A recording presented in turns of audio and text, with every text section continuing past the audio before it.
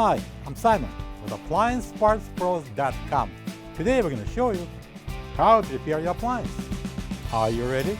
Remember, anytime you work on your appliance, make sure it's unplugged or the circuit breakers are off so there's no chance of electrocution.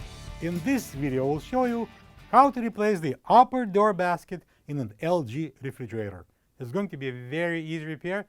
Should only take a couple of minutes to show you how to do it. When you open up the package, you're going to get a new upper door basket. The upper door basket is located on the top of the right side refrigerator door. It's used for storing dairy products.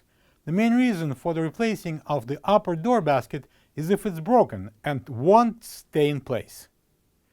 To get to the part, we need to open the right side refrigerator door.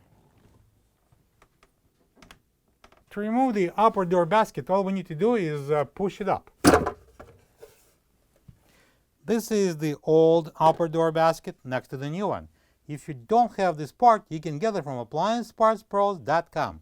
To install the new upper door basket, we need to bring it in as close as possible to the top and press it inside and push it down hard.